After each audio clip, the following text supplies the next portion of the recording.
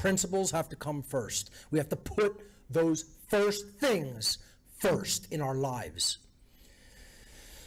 Here's the real answer here, folks, in one sentence. Become truly enlightened regarding objective morality and natural law first. Then teach those principles to other people publicly. That is the solution.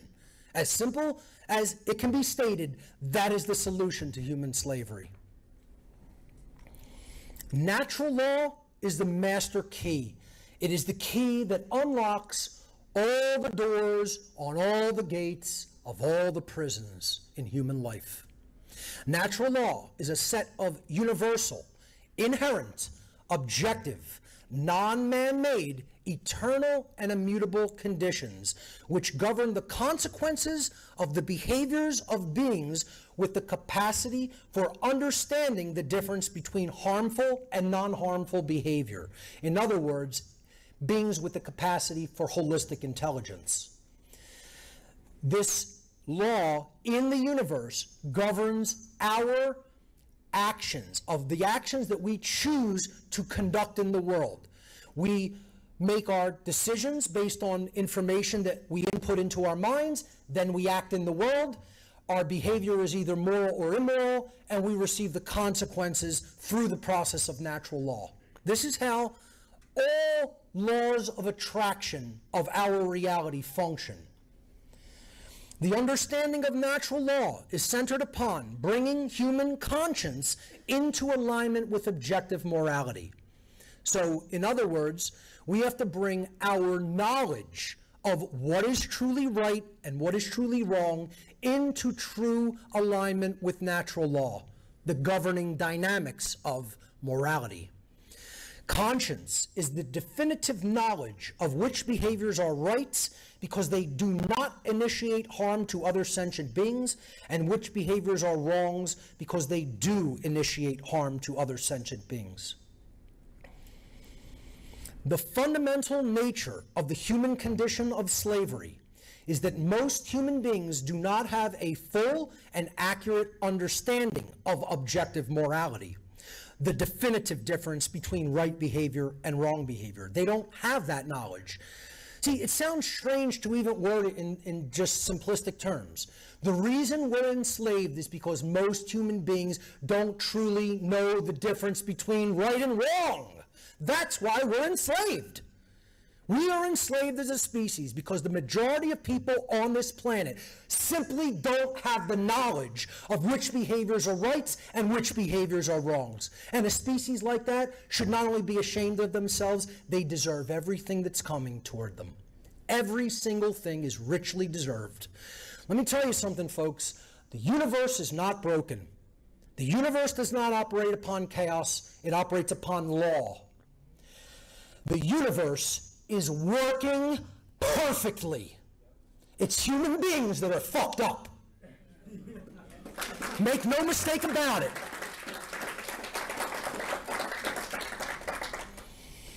This ignorance of natural law then leads human beings to erroneously believe that human behaviors that are based upon the belief in authority are somehow morally legitimate and acceptable, when they are absolutely not morally legitimate at all.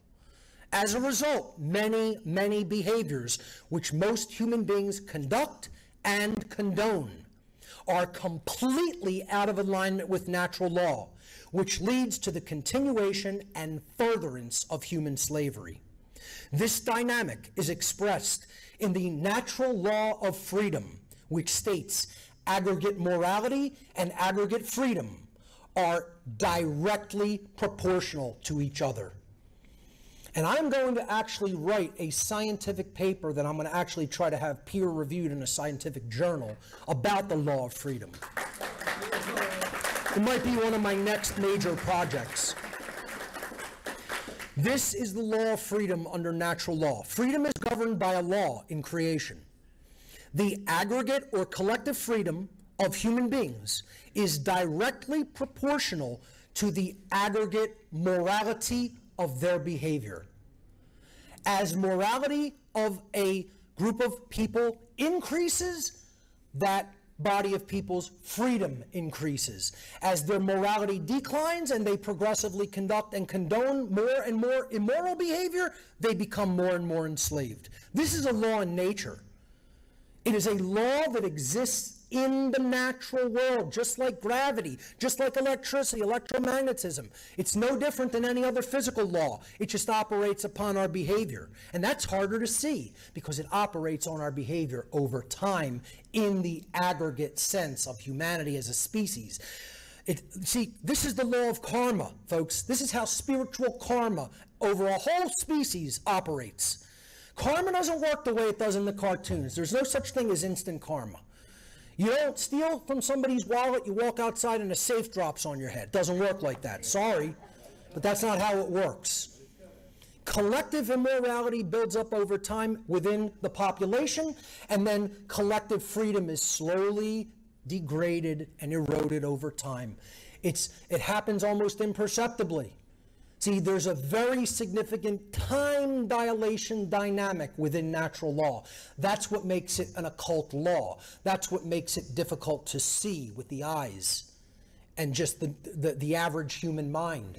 You have to have really large perspective of time to study human history and to study the aggregate states of humanity over long periods of time. You have to have systems level overview. That's why the occultists loved me and wanted me. I'm very good at those dynamics. I gauge them very accurately before I even crunch numbers. I can just see it in my mind, the proportion and how it works. And they want that. That's what they want. If I wanted to, I have 154 IQ. I probably easily could have been an actuary and made millions of dollars. Okay? Actuaries are people who do that types of systems analytics for a living, mostly for Fortune 500 companies. They can see big patterns that are extant in society and societal trends. I probably could have done that because I have that type of an analysis capability of my mind. And that's why the occultists were grooming me. So anyway, at some point, I want to actually formalize this in a scientific way and actually bring an equation into this dynamic. There is an actual mathematical equation of the law of freedom, and this is it. The sum of human aggregate freedom is directly proportional to the sum of moral behavior as it goes from 0 to infinity. Very simple, summation equation. Very similar to the sum of the forces equals the sum of the masses times the acceleration. It's just like a physics formula. So I'm going to attempt to formalize this at some point.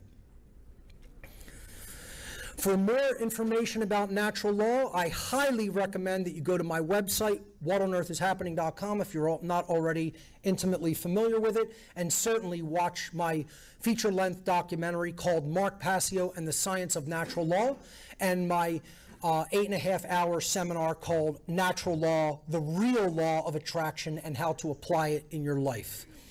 Those can both be found for free on whatonearthishappening.com or purchased in a hard copy form. Enacting the solution, or in other words, doing the one great work of ending human slavery.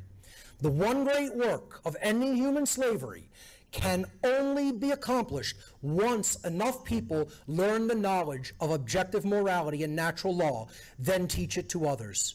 A massive effort of moral education must be conducted by widely and freely communicating and publishing that critical knowledge via all forms of modern media for all human beings to learn.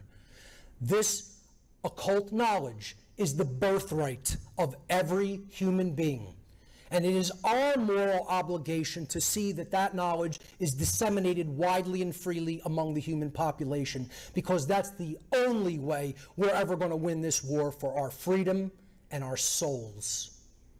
And if we do that, we might still, even at this late hour, stand a fighting chance against these sorcerers of consciousness, who willed their occult knowledge to create and maintain these cults of political power that are just masks on the same face of worldwide Satanism.